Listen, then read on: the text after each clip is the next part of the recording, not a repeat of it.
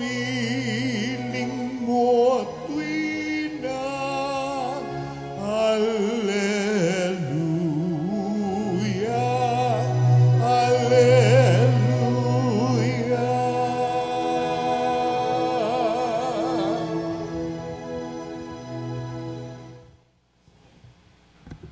Sumainyo ang Panginoon. At sumayo rin. Ang mabuting balita ng Panginoon ayon kay San Lucas. Papuri sa iyo, Panginoon. Noong panahong iyon, ang Anghel Gabriel ay sinugo ng Diyos sa Nazaret, Galilea, sa isang dalaga na ang pangalay Maria.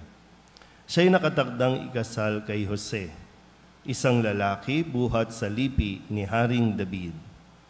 Paglapit ng anghel sa kinaroroonan ng dalaga, binati niya ito. Matuwa ka, ikaw ay kalugod-lugod sa Diyos, wika niya. Sumasa iyo ang Panginoon. Nagulumihanan si Maria sa gayong pangungusap at inisip niyang mabuti kung ano ang kahulugan niyon.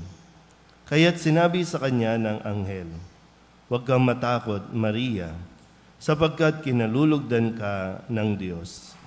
Makinig ka. Ikaw ay magdilihi at manganganak ng isang lalaki, at siya'y tatawagin mong Jesus. Magiging dakila siya at tatawaging anak ng kataas-taasan. Ibibigay sa kanya ng Panginoong Diyos ang trono ng kanyang amang si David. Maghahari siya sa angkan ni Jacob magpakailanman, at ang kanyang paghahari ay walang hanggan." "Paano mangyayari ito gayong ako'y dalaga?" tanong ni Maria. Sumagot ang anghel, "Bababa sa iyo ang Espiritu Santo at lililiman ka ng kapangyarihan ng kataas-taasan. Kaya't banal ang ipanganganak mo at tatawaging anak ng Diyos. Natatandaan mo ang iyong kamag-anak na si Elizabeth? Alam ng lahat na siya'y baog, ngunit naglihi siya sa kabila ng kanyang katandaan. At ngayoy ika-6 na buwan na ng kanyang pagdadalang tao, sapagkat walang hindi mapangyayari ang Diyos." Sumagot si Maria, "Ako'y alipin ng Panginoon. Mangyari sa akin ang iyong sinabi." At nilisan siya ng anghel. Ang mabuting balita ng Panginoon. Pinupuri ka namin, Panginoong Jesucristo. Isang magandang umaga po sa inyong lahat. Ngayon po ay Huwebes at atin pong pinagdiriwang ang paggunita sa pagkareyna ng mahal na Birheng Maria. Bago po ito ay ating pinagdiwang noong nakalipas na linggo ang pag-aakyat sa mahal na Birheng Maria sa langit. At matapos ang ilang araw, ngayon naman ay ang pagkareyna ng mahal na Birheng Maria. Minsan naiisip ko po kung sakaling magkaroon ng pagkakataon na tanungin si Maria, na ang mahal na Birhen ng Soledad, gusto mo bang maging reyna? Kung halimbawa kayo si Maria, pag tinanong kayo, gusto mo bang maging reyna? Ano ba isasagot po ninyo? O yung lalaki, gusto niyo bang maging hari? So, wala ito sa hinagap ni Maria na siya ay pararangalan bilang reyna. Kasi kung babalikan natin ang kanyang naging buhay mula ng i-anunsyo ng Anghel Gabriel sa kanya nang ito'y suguin ng Panginoon na siya'y magiging ina ng anak ng Diyos, tatawaging anak ng kataas-taasan. Hindi binago ni Maria o hindi nagbago ang kanyang status. Hindi rin nagbago yung kanyang lifestyle.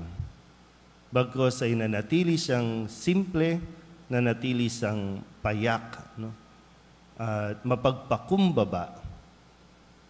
Kaya nga bahagi po pagkatapos nitong announcement na ito sa kanya, siya ay nagtungo kay Elizabeth para maglingkod, para tumulong, bagamat siya ay ina na ng anak ng kataas-taasan.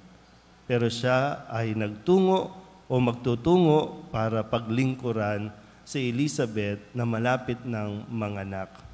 At hanggang sa kahuli-hulihan, nung siya po ay nasa paanan ng krus habang nakapako ang kanyang anak, inako pa rin niya ang responsibilidad na ipinagkaloob sa kanya.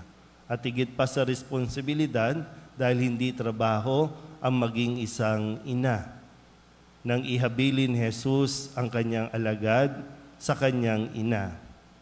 At nagpatuloy pa rin ang kanyang pagiging lingkod, nagpatuloy pa rin na gumanap sa kanyang misyon.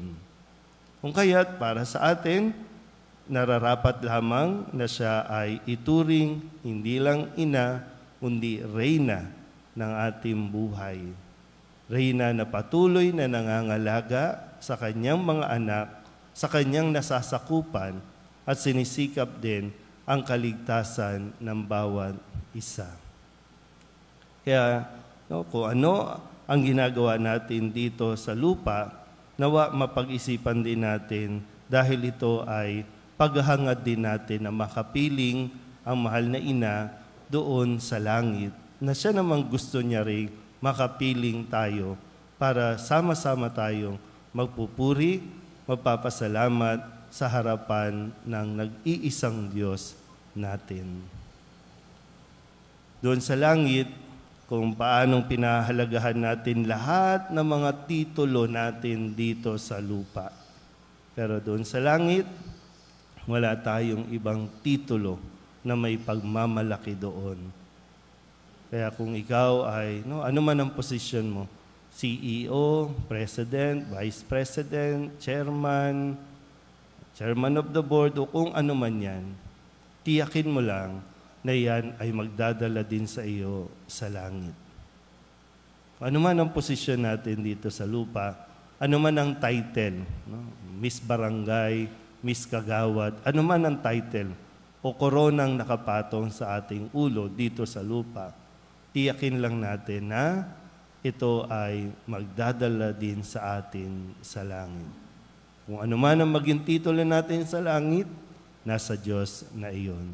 Hindi yun idinidemand, hindi yun hinihingi, iyon ay grasya na ibinibigay ng Diyos. Amen?